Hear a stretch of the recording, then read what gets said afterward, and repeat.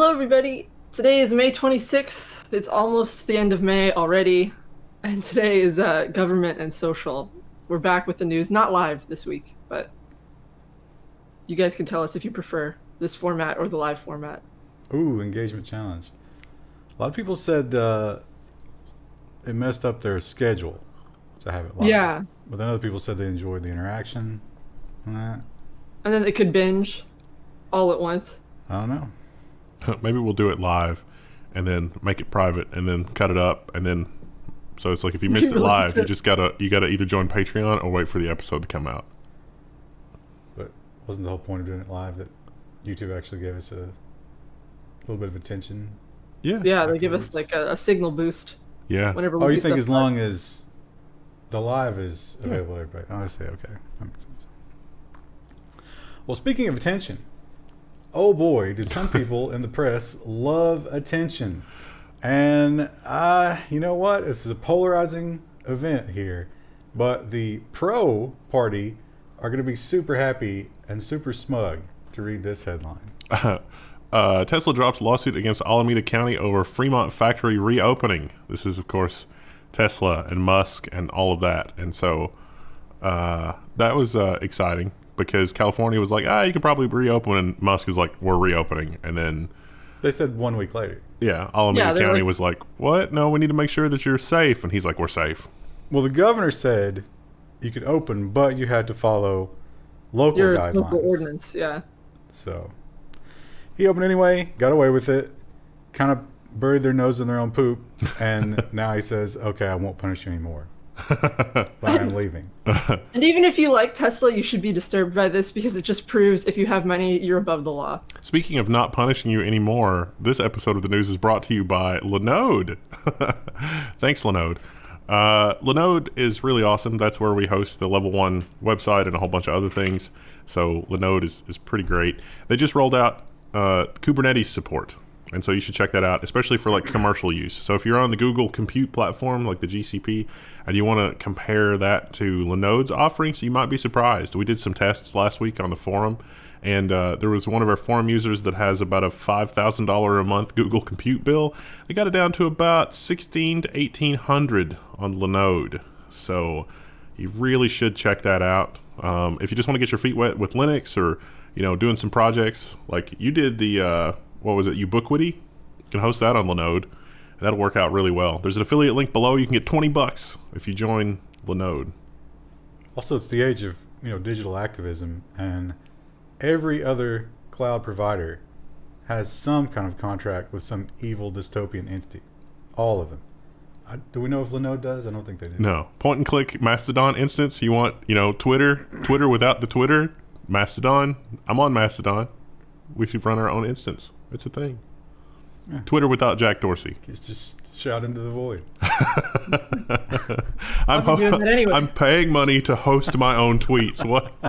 What have we become? But definitely check out that Linode link. Big thanks to Linode for sponsoring this episode of the news. We'll have a little bit more about that on Friday.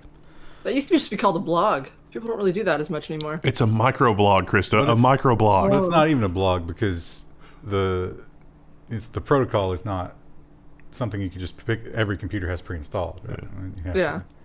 It's worse than that. But hey, maybe it'll pick up. Who knows? One thing that you can do on your private Mastodon instance that you can't do pretty much anywhere else at this point when it comes to social media is criticize China. It's not really allowed anymore. There goes our YouTube monetization. Thanks again, Linode. But one place where it is safe to criticize China is in the U.S. government. And not only to criticize them, but to lash out at them time after time, and the escalation continues. MarketWatch brings us this article about the Senate passing a bill that could delist Chinese companies from U.S. stock exchanges. Yeah, so this is going to be... Does this dovetail in with the Pepper story? Because the Pepper story was heartbreaking. Yes.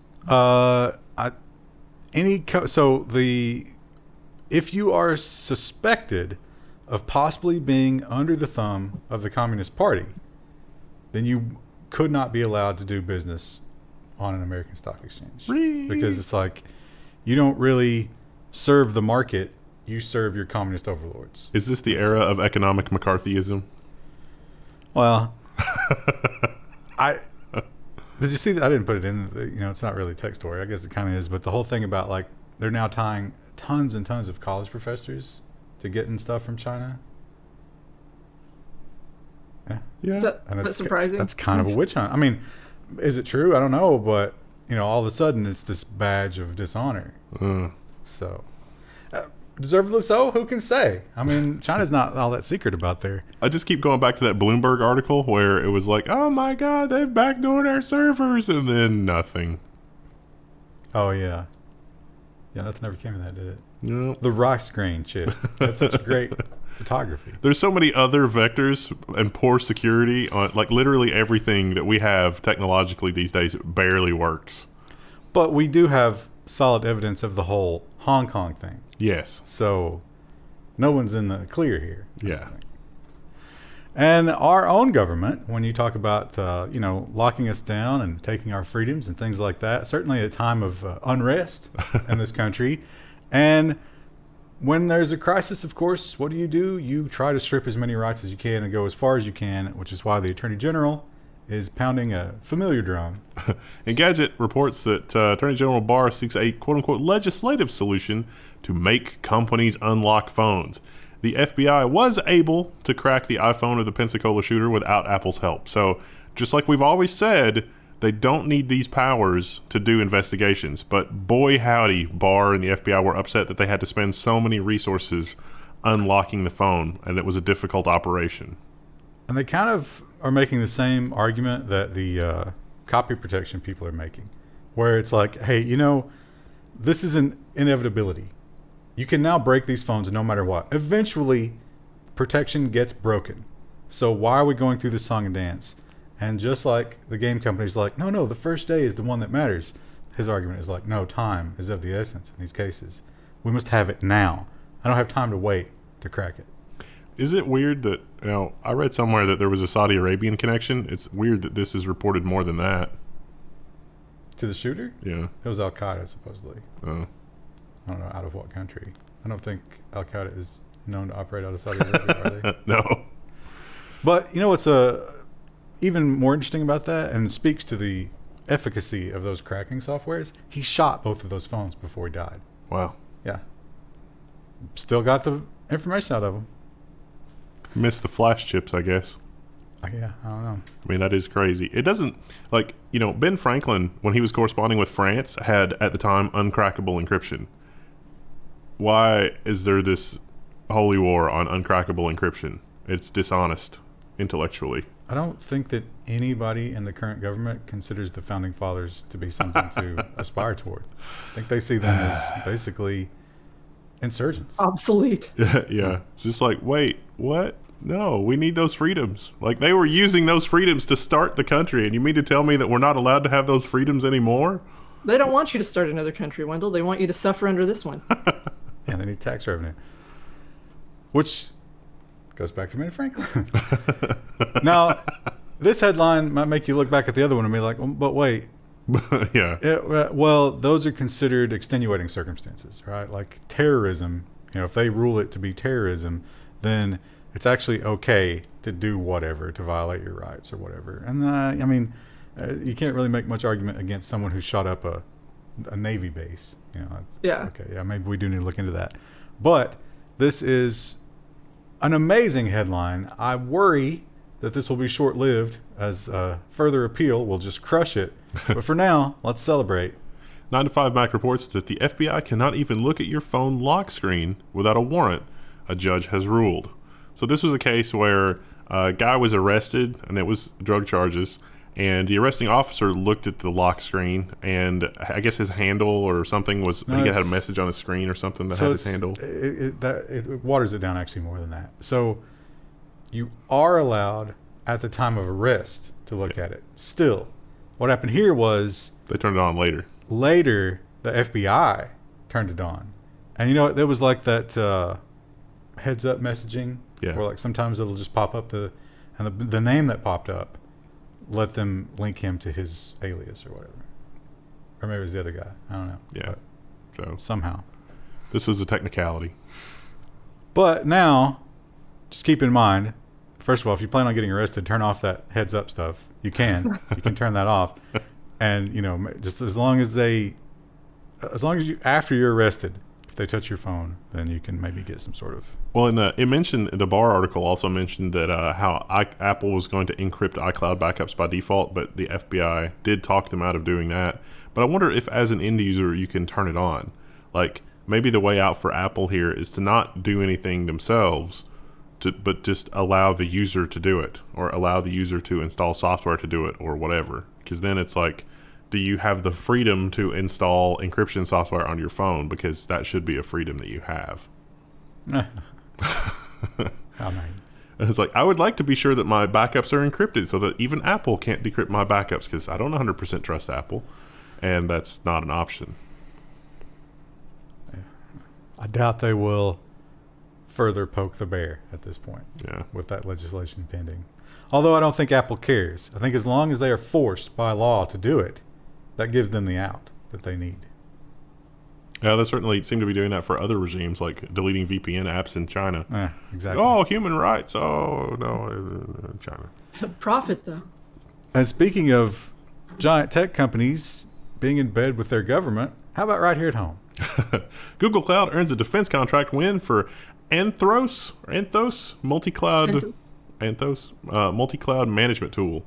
So Google has basically said, look, AWS, Azure, whatever, they were competing for the Jedi contract initially, but they dropped out. And this might have been why, because they wanted to be able to offer this and say, hey, look, we weren't competing for the Jedi contract. This is just multi-cloud management software. It turns out most businesses use all of the cloud offerings. Like everybody's got a little piece of the pie. At Google, we're going to help you manage user authentication and security logging and audit logging, and we can do things that those cloud providers can't do.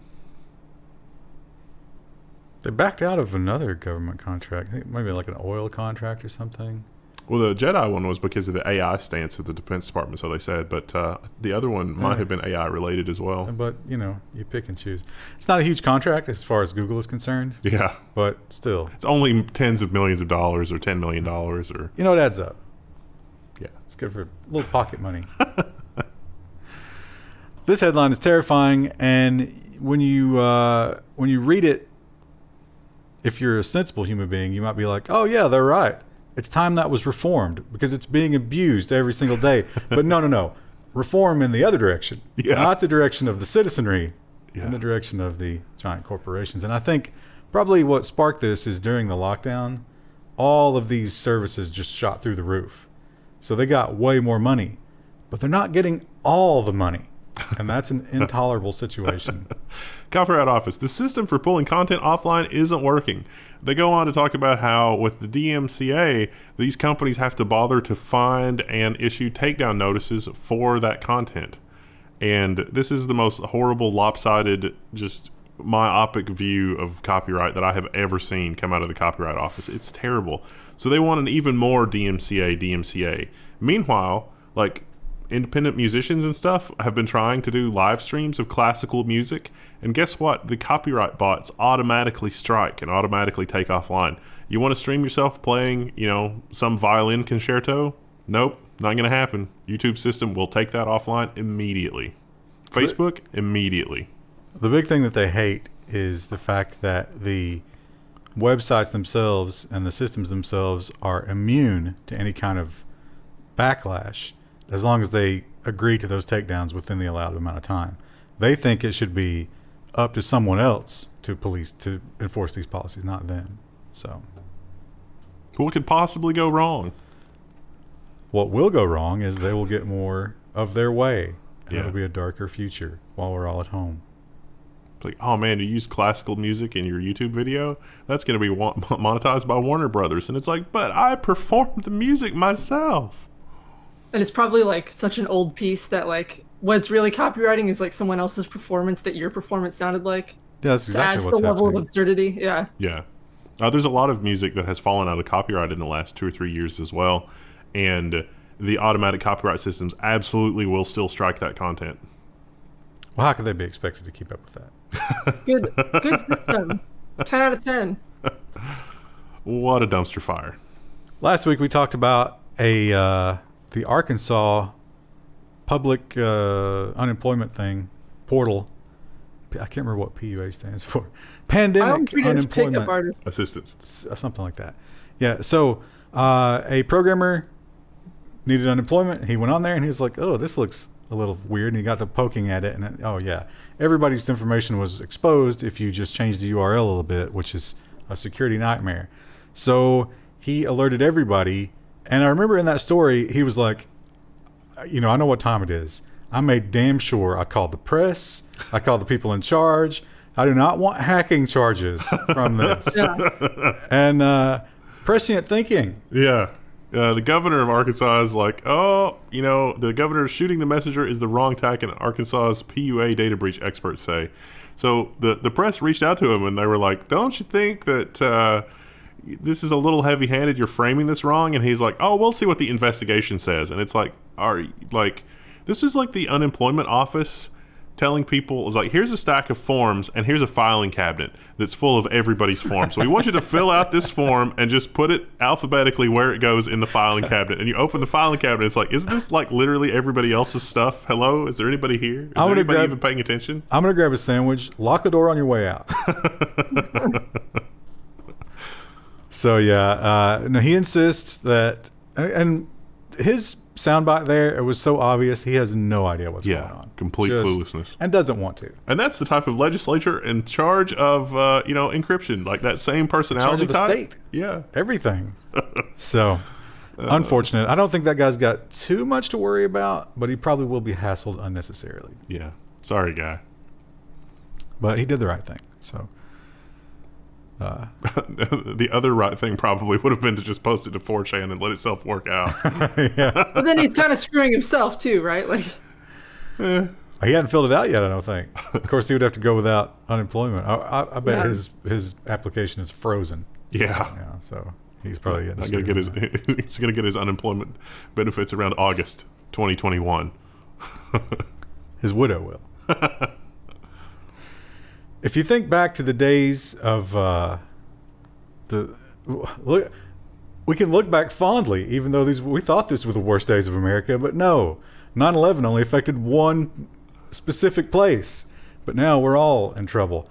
But post 9/11, the government really, really locked us down. They started doing a lot of terrible things in the online world, and one of those things was to route some of our internet traffic through Germany. Now, why would they do that? Well, it turns out Germany had being the operative word, some really loose rules about who looks at the internet traffic going through there. German intelligence can no longer freely spy on the world's internet traffic, top court rules. So this is a court case in Germany, and they actually said that citizens of other countries still have rights to privacy, which is incredible. I mean, Germany feels nice. Yeah, I mean, it's a little surprising to see this come out of Germany, maybe. But they're saying, hey, even people who are not our citizens have some rights, and spying on their internet traffic is not okay. Now, Krista, you are of German descent. I am. So I would like you, second paragraph, second word, I would like you to pronounce the name of this German intelligence organization. Oh, no, I'm not going to try that. I think you should. My Oma, anytime I try to speak German to her, she just immediately starts laughing. So now I think that I speak like hillbilly German, and it's like really, really bad. I'm not sure. I'm not sure what words are included in that. The Germans do this thing where they just like combine lots of words together, and that's why all their words are so long. I don't have the vocabulary to know where things are going. People are paying for this news program, Krista. Think of Linode, Krista. No. BND. All right, well then make a ruling on, is it Giphy or is it Giphy? I say GIF. So I would Giphy, but then you don't get the wordplay for Giphy. That's true, but I prefer Giphy, and it's not rational. All right, well, that's it, chat. There's going to be a lot of engagement that explains why it is rational, but okay. Facebook's Giphy acquisition sounds antitrust alarms in Congress. This is kind of a follow-up to last week. We reported on this. And so now Elizabeth Warren and other people in Congress are like, hey, wait a minute. Giphy collects a huge amount of data.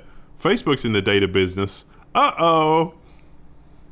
Facebook's answer to this was kind of just like, kind of brushing them aside. They're like, look, I think 50% of Giphy's traffic comes from Instagram. So we basically own it anyway. Just give it to us. Come on. We're getting $400 million. That's more than it's worth. But yeah, I think all major acquisitions leading up to, and probably even after the election, are going to get this treatment. Yes. Because people are a little weary of the big corporations right now. They actually mentioned that. They said that they may try to put a moratorium on any kind of merger of any tech company in any scenario. Crazy as Cortez is pushing that whole idea. I don't know. Maybe there's some merit to that. I mean, the idea there is that as Amazon just juggernauts over all the small businesses, it could just gobble them up like candies. And that's probably true. There was a lot of there was a lot of meta commentary in all of the news articles this weekend that there was that the one company that we're going to talk about that was a SoftBank invested in them. They've only got 5,000 employees, but they're a $50 billion company or a $70 billion company. I mean, it was just there's a lot of really interesting things in that scenario. And then with the thing that's going on, everybody's working from home, so you need less and less infrastructure. You could put together a company of 500 people and reasonably be able to manage it, and that could get to $1 billion company status pretty easily because you got automation and all this other stuff. Why not? And then Facebook could buy it, or Amazon. This is I should have sorted this one you were talking about, Yeah. but I was faked out by that Facebook story, which is actually a government story and not a social story. It confused me, but you know what? No excuses. This is more about the Chinese thing, and yes, I don't think this is exactly the same legislative piece, but it does. I think this goes a little bit further than just listing you on this or delisting you. Yeah. This is more like you don't do anything with these companies. Yeah. U.S. blacklists dozens of Chinese companies working on AI and face recognition tech. So they've got a picture of Pepper. I met Pepper a few times, not just at Computex, but also at Din Tai Fung in the bottom of the Taipei 101, because you can walk up to it and make a reservation if you want. Was he weird? Did he stare at you like he stares at the camera here? Yeah, no, I mean, it has a surprising amount of personality, but it's fairly innocuous. Because, I did actually interview some of the people at Computex, and they let me play with the software in the booth and stuff. And, yeah, it's AI, yeah, it's face recognition, and, yeah, it's, the super good Chinese face recognition, as in, when I came back the next year, it's oh, I remember you. And it's wow, that's super creepy. But, as innocuous as that can possibly be, I don't think that there's a copy of my stuff that's making its way back to the CCP. But maybe I'm wrong. Wait till they turn on Hong Kong mode. Pepper gets real. It's I was seen on the street near a protest, and they were able to look me up because of my Din Tai Fung reservation. Yeah, that's great. Once again, we must cast our memories back to a simpler time when we thought the worst thing in the world that could happen to us was data breaches. And the big one that started it all, and our little rose-colored glasses, we said, oh man, some people are going to get paid from this. Yeah.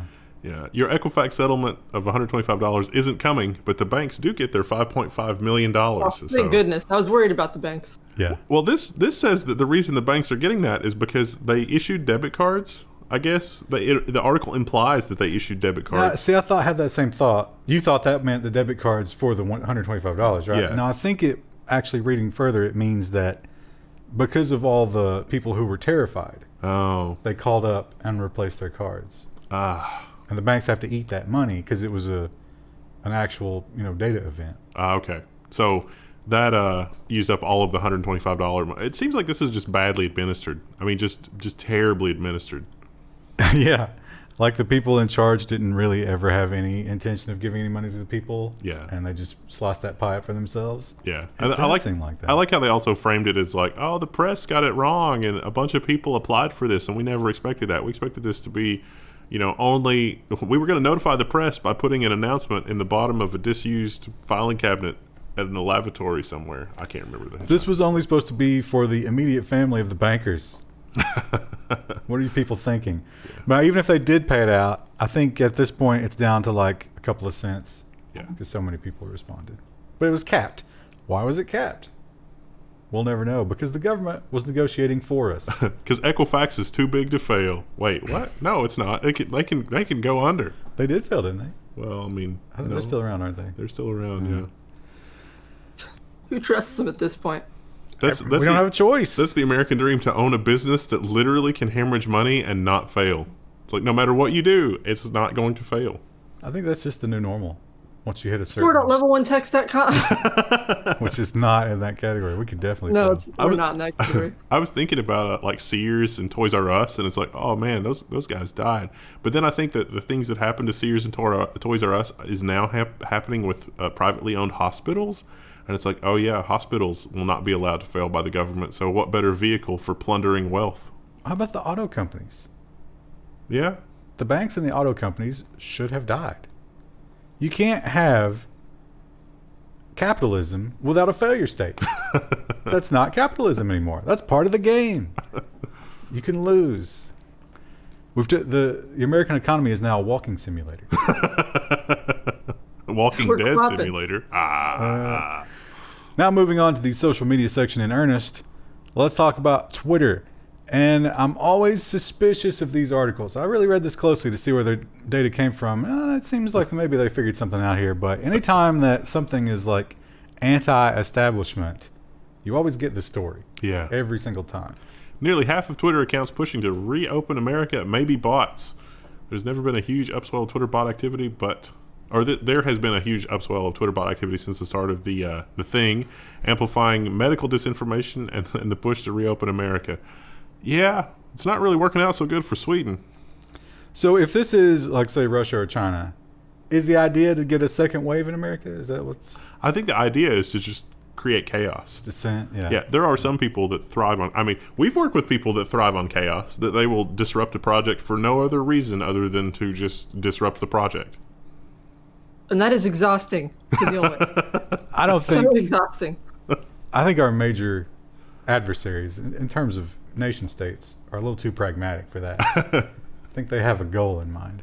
Well, I don't even think it's enemy nation states. It could just be people who genuinely want to reopen America because it's like, this is cutting into my profits. But do they have the wherewithal to create giant bot farms? Wouldn't surprise me. Think of like have you ever the Internet Archive has some amazing videos from the McCarthy era where like McCarthy is talking about stuff, and it's from like the early days when he was just saying really outrageous things, and then later toward the end when he was in front of Congress he was saying less outrageous things. And there's a lot of, I'm just noticing a lot of commonality in the speech patterns and the things that are said and a lot of the stuff on Twitter. And what better way to do it on Twitter when you can be some anonymous Karen in Hoboken, New Jersey, and you're actually somebody in Russia or somebody in China or whatever. That would be a great way to create chaos. Like, imagine Russia having like the McCarthy thing, but with Twitter in the modern age. But the stigma isn't there anymore because with the internet, you can always find like-minded people, no matter how crazy you are. Like, flat Earth is not a stigma.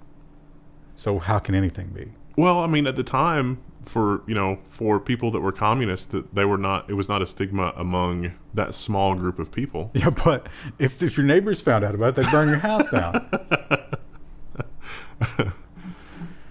I noticed this. They must have pushed this out wide because I can't imagine my Twitter account's getting any kind of special treatment. But I noticed this when I did my toast tweet this weekend. It was like, who do you want to respond to this? And I was like, what does that even mean? And it turns out they're doing this crazy new thing. Twitter is testing a feature that limits who can reply to your tweets. So you create a tweet and you say, only, like if I'm going to tweet at William Shatner, for example, only William Shatner can reply to me. I'm not interested in the unwashed masses of Twitter.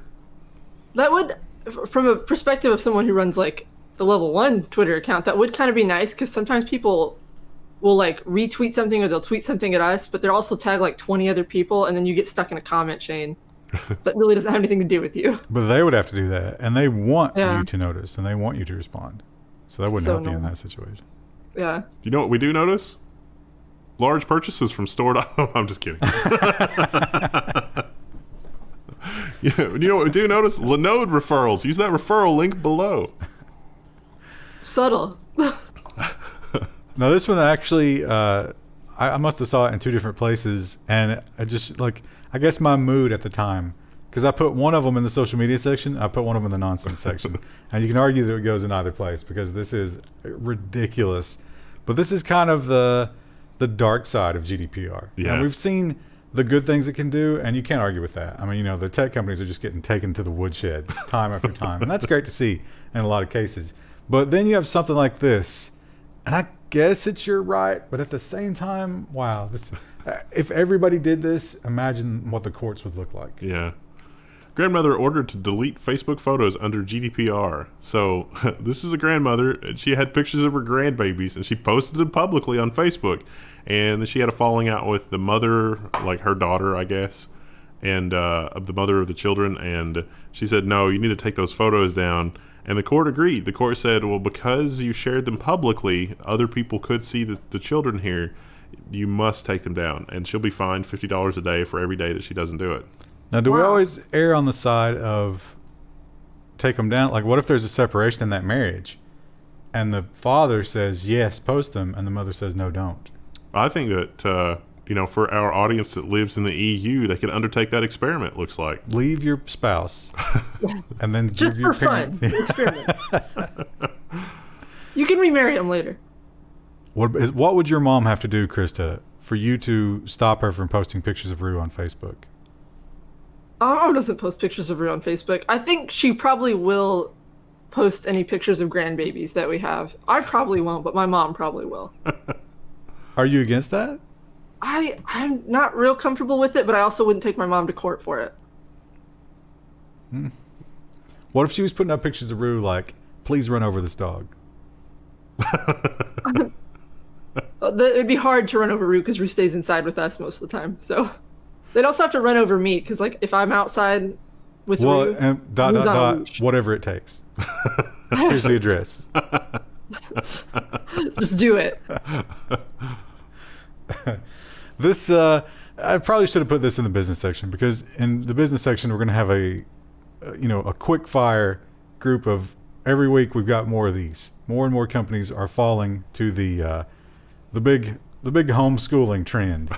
Yeah. But one of the biggest, hate them, love them or hate them, they are one of the biggest. Facebook says it will permanently shift tens of thousands of jobs to remote work. Up to half of employees could work remotely within 5 to 10 years, CEO Mark Zuckerberg says in an interview. So he's kind of hedging his bets here a little bit.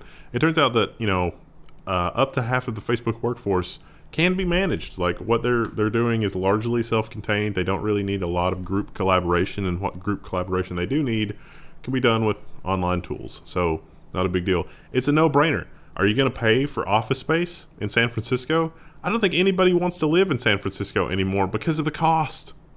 So why would you force that upon people? I think it's time to short those real estate investment funds that have big holdings in Silicon Valley. Yeah. Because all the big tech companies doing this, and those house prices are not going to survive that. All that commercial space being converted into residential space. Just put all those homeless people in there. Sure, that'll make your money back. If you were a Chinese person who's buying up real estate in the U.S. to, like, hide your money from communist China, you're really upset right now. If that means that all those costs of living is going down. I don't know. I figure you take a 50% haircut, you still feel pretty good, considering you could escape the Chinese Communist Party. True. Maybe that's what's going to save the economy. I'm going to retire to Soho, Southern California. We'll take all the rich people from Hong Kong and just transplant them. So it'd be like Operation Paperclip. Well, if we're going to transplant anything, we need to get on it because things are getting really dicey over there. Yeah. Well, the Facebook has been in a very public battle with the NSO group, because the NSO group uses Facebook's products, WhatsApp in particular, to infect people. But now we're finding it goes even deeper than that. And as they are in the middle of a lawsuit, this is not going to look good for NSO in that court case. The NSO group impersonated Facebook to help clients hack targets. So Motherboard uncovered more evidence that the NSO group ran hacking infrastructure in the United States. How exactly did they impersonate Facebook? Well, there's like 5 or 6 different ways they talk about here, but one of them was Amazon AWS. And so Motherboard's like, hey, wait a minute. They used Amazon infrastructure to, set up parallel to, very similar to the way that some of Facebook's infrastructure is. Isn't that against Amazon's terms of service? No comment from Amazon. They also had a lookalike domain, which Facebook has since gotten a hold of. And it turns out there's an investment company that just goes around and tries to buy up those domains after they've been used maliciously. And then they go to like Facebook and be like, you really should buy this from us for a profit. That sounds like a great way for a group of friends to make a lot of money on the side. We should look into that after the news is over. And the work from home endeavor, and like not going in public. And did you guys take part in the reopening at all? No. No. Yeah, I didn't go anywhere. No.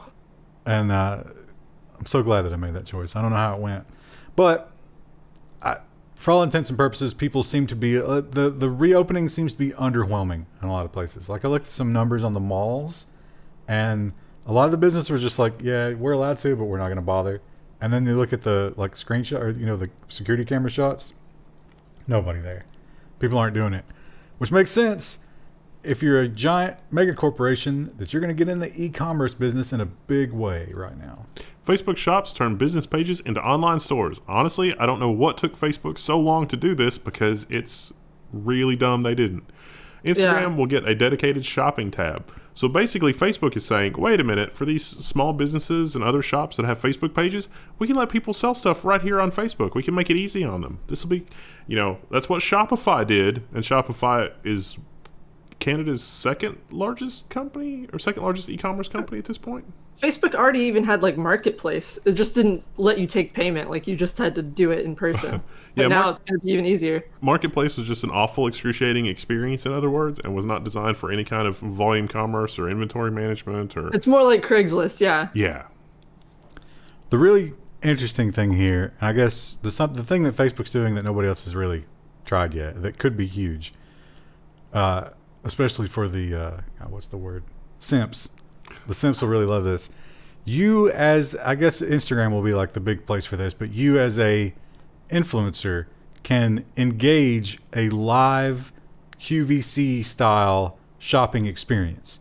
So you can start streaming and then you can just push buy buttons onto your stream at any given time while you're talking about these products.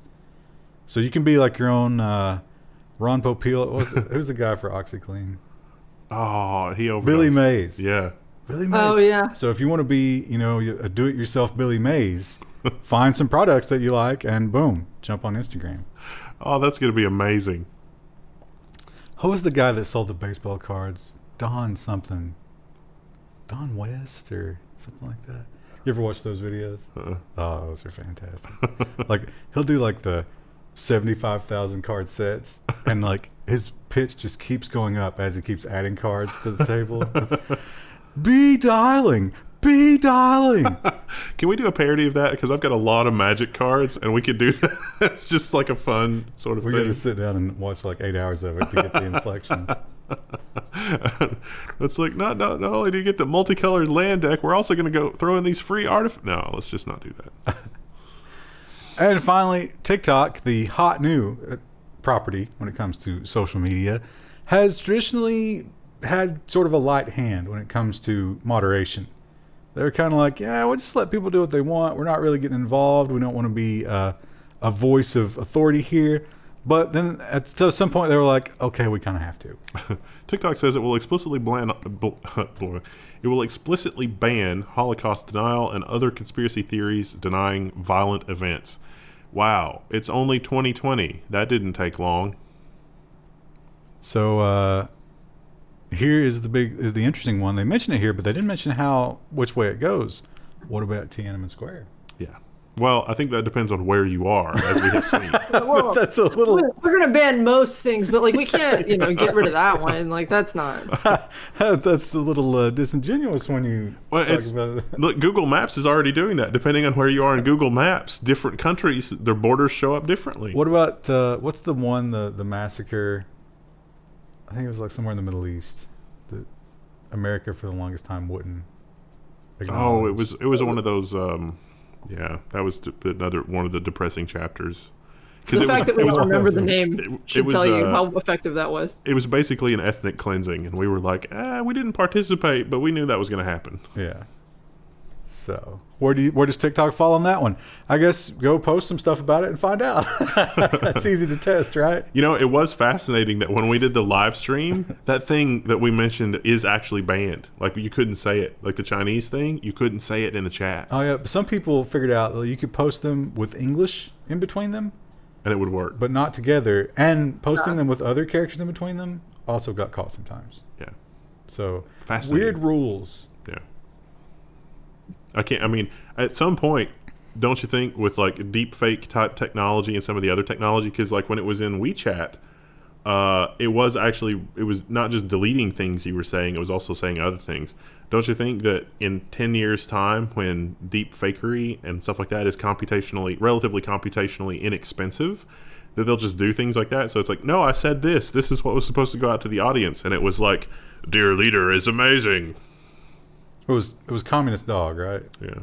What if we used yeah. one of our Twitch emote slots? I wonder if we would get an angry letter. They have to. So when you submit a new emoji or whatever, it actually, I think it goes through like an approval process. Not anymore. So someone No, looks at it. They lifted that.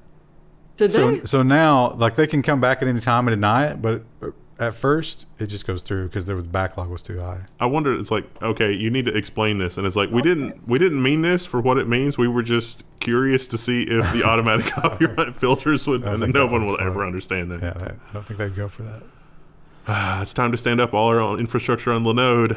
We're gonna work on that. We'll see you Wednesday with business news. I think it's gonna be all business. So we have a weird separation this week.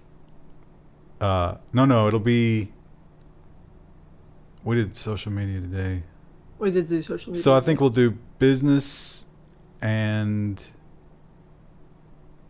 security. Okay.